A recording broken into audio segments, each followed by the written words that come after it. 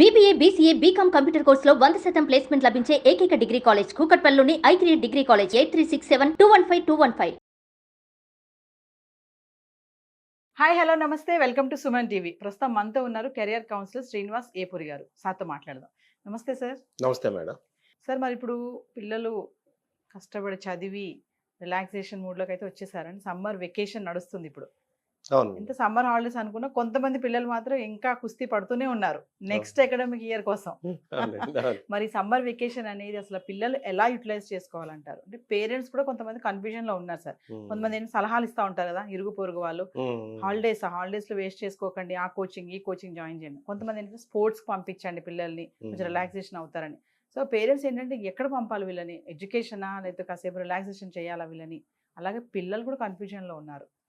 School standard పిల్లలు, ఇటు intermediate level ఉన్న పిల్లలకి కూడా సమ్మర్ వెకేషన్ అనేది ఎలా యూటిలైజ్ చేసుకోవాలంటే మీరు చెప్పే సలహాలు సార్? తప్పకుండా మేడం. యాక్చువల్గా ఇది చాలా అవసరం కూడా. అంటే ఇందులో ఎలా ఉంటుందంటే మేడం, మీరు సమ్మర్ వెకేషన్ అడిగినప్పుడు మనం ఇంటర్మీడియట్ 10th క్లాస్ రేంజ్ వరకు అనుకోండి, వాళ్ళ వెకేషన్ ఎలా స్పెండ్ చేయాలనేది డిఫరెంట్గా ఉంటుంది. ఎందుకంటే ఫస్ట్ మనం ఇంటర్మీడియట్ అయిపోయిన స్టూడెంట్ చూసాం అనుకోండి, ఆల్మోస్ట్ వాళ్ళు ఏంటంటే అయితే ఇంజనీరింగో, మెడిసినో, లేకపోతే ఒక కామర్స్కో ఏదో దానికి ప్రిపరేషన్ అయితే ఉంటుంది. ఆల్రెడీ ఇప్పటికి డిసైడ్ అయిపోయి ఉంటారు వాళ్ళు. సో మెజారిటీగా మనకి ఇంజనీరింగ్ ఇంటేక్ కాబట్టి అట్లాంటి వాళ్ళు ఇంకా కొద్ది మందికి ఏంటంటే బిట్స్ అని, లేకపోతే అదర్ డీమ్డ్ యూనివర్సిటీ ఎంట్రన్స్ అని ఉన్నాయి కాబట్టి ఆ ప్రిపరేషన్లో ఉంటారు సహజంగా. ఇంతకుముందు ఫస్ట్ ఇయర్ సెకండ్ ఇయర్ చదువుతున్న అంత స్ట్రెస్ అయితే ఉండదు, ఎందుకంటే ఐపీ ఎగ్జామ్స్ అయిపోయినాయి కాబట్టి ఫుల్ టైమ్గా దీని మీద ఉంటారు. బేసిక్గా ఏంటంటే మేడం, ఏ సమ్మర్ హాలిడేస్ ఇలా 10th అయినా ఇంటర్ అయినా ఇంకా తక్కువ క్లాసులు అయినా మినిమంగా కొంత ఎక్సర్సైజ్ చేయాలి. ఫస్ట్ టైం ఉంటుంది, ఇంతకుముందు అంత బిజీ షెడ్యూల్ ఏమి ఉండదు ఇంటర్మీడియట్ అయిపోయాక. ఇంకొకటి ఏంటంటే ఫ్యూచర్లో నేనే కోర్స్ చదవబోతున్నా, నేను సివిల్ ఇంజనీరింగ్ చదవబోతున్నా, లేకపోతే మెకానికల్ ఇంజనీరింగ్, లేకపోతే కంప్యూటర్ సైన్స్ చదవబోతున్నా. సో వాళ్ళు ఏం చేయాలంటే కాలేజీ డిసైడ్ కాకపోయినా కోర్సు డిసైడ్ అయిపోయారు ఆల్మోస్ట్. వాళ్ళు ఏం చేయాలంటే సుమారుగా 1-2 యూనివర్సిటీలు ఒక సిలబస్ డౌన్లోడ్ చేసిన ఫస్ట్ ఇయర్. అసలు ఫస్ట్ ఇయర్ ఏముంది, నేను చదివిన టాపిక్ ఉంటే ప్రాబ్లం లేదు. మెజారిటీగా ఫస్ట్ ఇయర్లో ఫస్ట్ సెమిస్టర్లో ఇంటర్మీడియట్ చదివిన మ్యాక్సిమం వస్తూ ఉంటుంది. ఇది కాకుండా కొంత సి అని, C++ అని, కొంత కంప్యూటర్ బేసిక్స్ అవి వస్తుంటాయి. సో వాళ్ళు ఏం చేయాలంటే, ఆల్రెడీ నేను కంప్యూటర్ సైన్స్ చదువుదాం అనుకున్నా, ఈ C++ లాంటి బుక్స్ ఉంటాయి, మంచి బుక్స్ కొనుక్కుని బుక్స్ అర్థం చేసుకోగలిగితే కొంత టైం దాని మీద స్పెండ్ చేసుకుని ఆ నాలెడ్జ్ ఎక్వైర్ చేసుకుంటే ఏంటంటే క్లాస్ రూమ్లో కూర్చున్నప్పుడు కొంత కంఫర్ట్ లెవెల్ ఉంటుంది అనమాట. తర్వాత వాళ్ళకు కూడా తెలుస్తుంది, నేను ఇందులోకి వెళ్ళబోతున్నా, ఇది నా సబ్జెక్టే.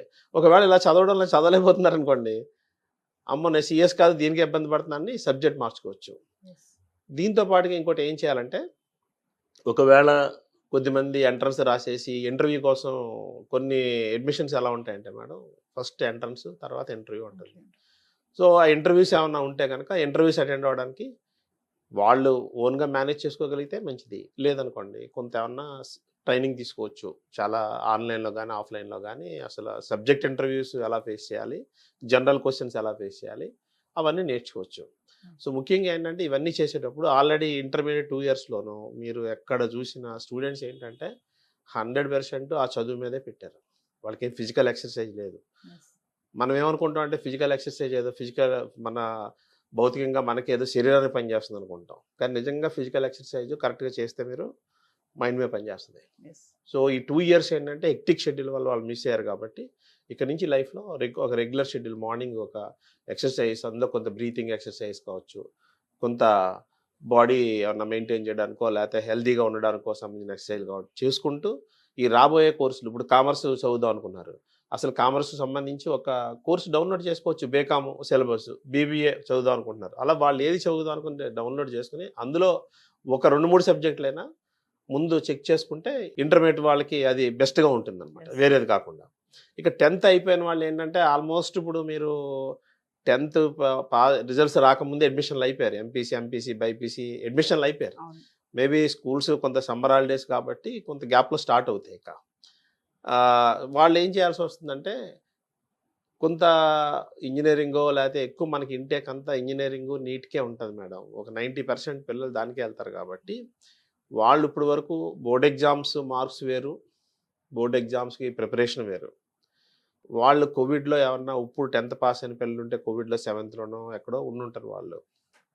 అప్పుడు ఏం చేయాలంటే వాళ్ళు కొంచెం బేసిక్గా నేను ఎంపీసీ చదువుదాం అనుకుంటే ఆ మ్యాథ్స్ సైన్సెస్ ఏమన్నా డౌన్ 7th క్లాస్ నుంచి ఒకసారి బుక్స్ చదువుకుంటూ సొంతంగా చదువుకుంటే చాలు మేడం, అన్నింటికి ట్యూషన్ అక్కర్లా. ఎవరైనా పిల్లలు సొంతంగా చదువుకోలేరంటే టీచర్ ఉండాలంటే టీచర్ని ఎంగేజ్ చేసుకోవచ్చు. సమ్మర్ హాలిడేస్ కాబట్టి టీచర్స్ కూడా దొరుకుతారు, పెద్ద ఎక్కువ దూరం వెళ్ళకుండా కూడా దొరుకుతారు. ఇక్కడ సమస్య ఏంటంటే 10th అయినా ఇంటర్ అయినా ఈ షెడ్యూల్స్ అన్నీ చేసుకోవాలంటే మెజారిటీ మనకేంటి పేరెంట్స్ ఎక్కువ, ఇద్దరు కూడా వర్కింగ్ పేరెంట్స్ ఎక్కువ ఉంటారు. సో పొద్దున్న వాళ్ళు 9కో 10కో ఇల్లు విడిచిపెట్టి వెళ్ళిపోతారు కాబట్టి ఈ చిన్న వయసులో సెల్ఫ్ డిసిప్లిన్ ఉండదు కాబట్టి కొంచెం ఆఫ్లైన్ క్లాస్కి ఎక్కడో పంపితే, బయటకు పంపితే మంచిది. అదే ఇంట్లో ఉండి సెల్ఫ్ డిసిప్లిన్ ఉందనుకోండి, ఇప్పుడు ఈ పిల్లల్లో కూడా 30% 40% వాళ్ళ షెడ్యూల్ వాళ్ళు ఫాలో అయిపోవాలి ఉన్నారు. వాళ్ళకి అవసరం లేదు ఇలాగ ఇండివిజువల్గా బయటికి వెళ్ళి కంపల్షన్ ఏం లేదు. కానీ ఇంట్లో ఉండి ఒకవేళ ఎవరు లేకపోతే పెద్దవాళ్ళని కూడా మనం టైంను ప్రాపర్గా ఏమి యూటిలైజ్ చేయము. వాళ్ళని నిందించడం కాదు, మనం కూడా టైంను ప్రాపర్గా యూటిలైజ్ చెయ్యం. సో అలాంటి కేసులు ఏంటంటే వాళ్ళు బయట నియర్ బై వాకబుల్ డిస్టెన్స్ అలా పెట్టుకుంటే పేరెంట్స్ ఉంటారు కాబట్టి, లేకపోతే ఏమన్నా వాళ్ళకి కొంచెం దూరంగా ఉంటే ట్రాన్స్పోర్ట్ అరేంజ్మెంట్స్ చేసుకుని పేరెంట్స్ చేసుకోవచ్చు. ముఖ్యంగా ఇంజనీరింగు, జేఈ మెయిన్ లేకపోతే జేఈ అడ్వాన్స్డ్ ఇలాంటి ఫోకస్ నీట్ ఉన్న వాళ్ళకి ఏంటంటే ఆ ఫిజిక్స్ కెమిస్ట్రీ రివిజన్ కంపల్సరీగా కింద నుంచి చూసుకుంటూ రావాలి.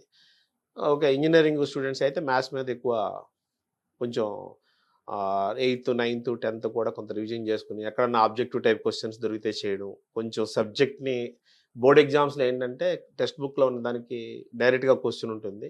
రేపు రాయబోయే పోటీ పరీక్షల్లో ఏంటంటే ఆ క్వశ్చన్ని కొంచెం క్లిష్టంగా ఇవ్వడం కానీ, ఏదైనా మనం చదివిన కాన్సెప్ట్ని కొంచెం అప్లికేషన్ కొంచెం కష్టతరంగా ఉండడం కానీ ఉంటుంది. కాబట్టి దాన్ని ఇంకొంచెం డీప్గా అర్థం చేసుకోవాలంటే బయట ఒలింపియాడ్ బుక్స్ అని, లేకపోతే ఏదన్నా బయట ఒలింపియాడ్స్ కండక్ట్ చేసి మోడల్ పేపర్స్ కానీ, లేకపోతే ప్రీవియస్ పేపర్స్ కానీ అలా ఆబ్జెక్టివ్ టైప్ చేసుకుంటుంటే వాళ్ళకి ఏంటంటే చదువు మీద ఇంట్రెస్ట్ పోకుండా, ఎందుకంటే 2-3 నెలలు ఎంజాయ్ చేశారనుకోండి క్లాస్ రూమ్లోకి వెళ్ళేటికి మళ్ళీ అడ్జస్ట్మెంట్ టైం పడుతుంది. అందుకని ఏంటంటే ఇప్పుడు నేను చెప్పేది కూడా ఏదో 24 hours చదివేమని కాదు, కనీసం రోజులో 3-4 గంటలు ప్లాన్డ్గా యూస్ఫుల్గా ఉపయోగించుకుంటే వాళ్ళకి ఫర్దర్ ఎడ్యుకేషన్కి ఇబ్బంది రాకుండా ఉంటుందన్నమాట. మీరు ఇందాక అన్నట్టుగా కొద్దిమంది పేరెంట్స్ గేమ్స్ అని ఇదని పెడుతుంటారు, సమ్మర్ క్యాంప్స్ అని ఉంటాయి. సాధారణంగా ఈ సమ్మర్ క్యాంప్స్ పర్పస్ ఏంటంటే స్టూడెంట్ ఎంగేజ్ చేయడం. ఫస్ట్ ఖాళీగా షెడ్యూల్ లేదనుకోండి, ఇప్పుడు మనకేం పని లేదు మేడం, ఎన్నింటికి లేస్తాం, ఎప్పుడైనా లేవచ్చు, ఎప్పుడైనా స్నానం చేయొచ్చు, ఎప్పుడైనా బ్రష్ చేయొచ్చు.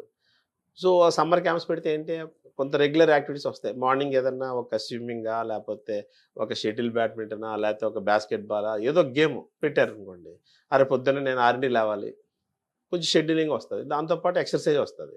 ఇంకొద్దిమంది పిల్లలు ఏంటంటే పేరెంట్స్ వాచ్ చేస్తుంటారు కాబట్టి వాళ్ళకి గేమ్స్లో కొంచెం స్పోర్ట్స్ కానీ లేకపోతే గేమ్స్లో కానీ కొంచెం బాగుంది పెర్ఫార్మెన్స్ అనుకున్నారు అనుకోండి, అప్పుడు ఏం చేయొచ్చు, నెమ్మదిగా ఈ సమ్మర్లో కొంచెం టైం పెడితే అసలు వాళ్ళ స్కిల్ ఎలా ఉంది, వాళ్ళు ఎవరైతే ట్రైన్ చేస్తున్నారో ఆ ట్రైనర్ని కూడా ఒకసారి అడిగి కొంచెం ముందుకు ఎలా తీసుకెళ్ళచ్చు అడిగి, ఫ్యూచర్లో ఏంటంటే ఈ 3 monthsలోనూ వాళ్ళ పెర్ఫార్మెన్స్ చూసుకుంటారు కాబట్టి ఫర్దర్గా కూడా రెగ్యులర్ క్లాస్ స్టార్ట్ అయ్యాక కూడా కొంచెం మనకి గేమ్కి పనిచేస్తారు, లేకపోతే ఇంటర్ స్కూల్సా లేకపోతే స్టేట్ లెవెలా నేషనల్ లెవెల్ వాళ్ళకి అర్థమైపోతుందండి. కోచ్ కూడా చెప్తారు ఎవరైతే కోచింగ్ ఇస్తున్నారో.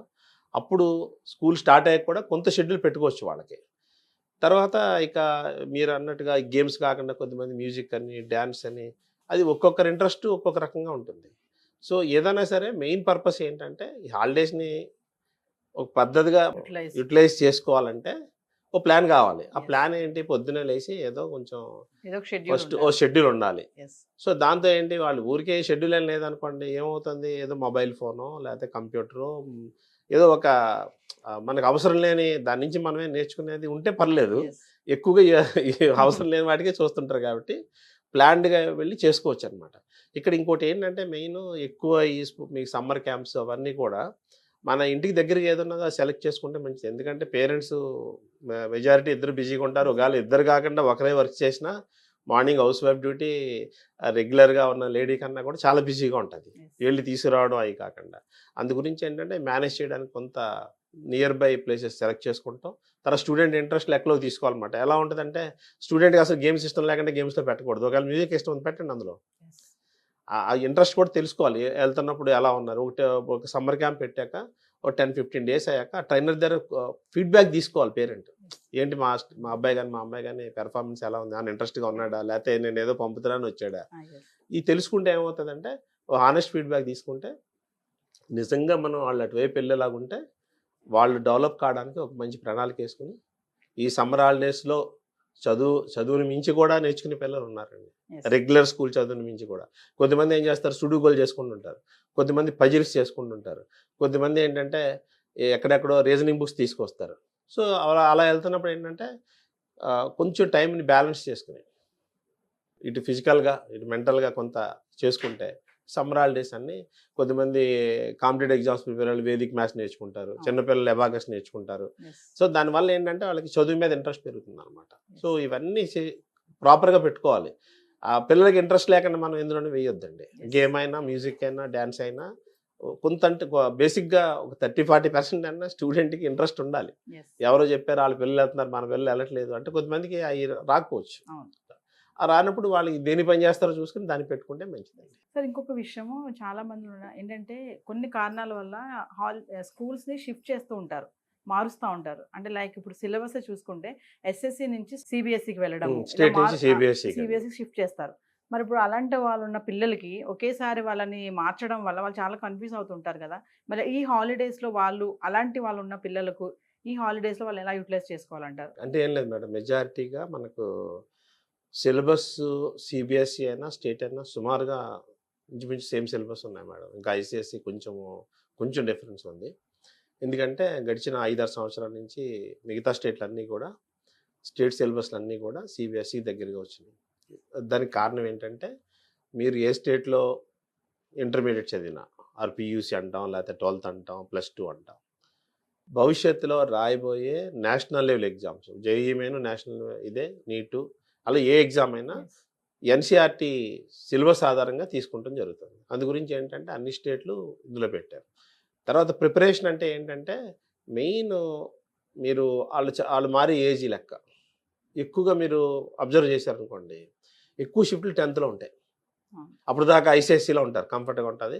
రేపు పొద్దున్న ఐఐటి కనో, నీట్ కనో, లేకపోతే ఇంకొక ఏదో ఒక ఎగ్జామ్ కనో వాళ్ళు ఆ ప్యాటర్న్లో సిలబస్ లేదు కాబట్టి షిఫ్ట్ అవుతారు. ఎక్కువ షిఫ్ట్లు ఎప్పుడు అవుతాయంటే 10th తర్వాత జరుగుతాయండి.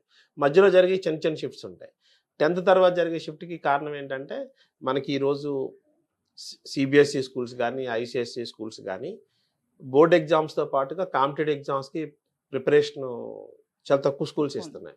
అదే స్టేట్ లెవెల్కి వచ్చారనుకోండి, ఒకే క్యాంపస్లో ఇటు రెగ్యులర్ బోర్డ్ ఎగ్జామ్స్ అవుతాయి, ఏది అవుతాయి. అందు గురించి మీకు ఏంటంటే జనరల్గా మీరు అడిగినట్టు సిబిఎస్ఈ నుంచి స్టేట్కి షిఫ్ట్ అవుతుంది అనుకోండి, కొంచెం మ్యాథమెటిక్స్ స్టేట్లో కొంచెం హైయర్ లెవెల్ ఉంటుంది. అప్పుడు ఏం చేయాలంటే వాళ్ళు ఆ మ్యాథమెటిక్స్ ఏమన్నా 9th 10th టెక్స్ట్ బుక్స్ తీసి నేను ఇంతకుముందు చదవనే ఉంటే అది చూసుకుంటే సరిపోతుంది. ఫిజిక్స్ కెమిస్ట్రీ సిమిలర్గా ఇంచుమించు ఒకేలా ఉంటాయండి. అదే ఇప్పుడు ఐసిఎస్ఈ బోర్డు నుంచి వస్తుంది అనుకోండి పిల్లలు, వాళ్ళకు కూడా మ్యాథ్స్ మన స్టేట్ మీద కొంచెం డౌన్ ఉంటుంది.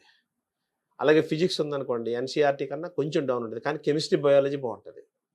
అందుని షిఫ్ట్ ఒకవేళ ఉంటే ఐసిఎస్ఈని స్టేట్కి వస్తున్నారు, కొంచెం మ్యాథమెటిక్స్ని 8th 9th రివిజన్ చేసుకుంటాం, కొంత ఫిజిక్స్ చూసుకుంటే ఐసిఎస్ఈ స్టూడెంట్ సరిపోతుంది. సిబిఎస్ఈ నుంచి వచ్చే వాళ్ళకి కొంచెం మ్యాథ్స్ చూసుకుంటే సరిపోతుంది. ఇంకా అసలు షిఫ్ట్ లేదనుకోండి, లేకపోతే పిల్లలు ఏం చేయాలంటే ఐసిఎస్ఈలో కెమిస్ట్రీ బాగుంటుందంట, బయాలజీ బాగుంటుంది, సరదాగా పుస్తకం చదవడమే. సో అందుని షిఫ్ట్ కోసం సెపరేట్ ప్రిపరేషన్ అక్కర్లేదండి.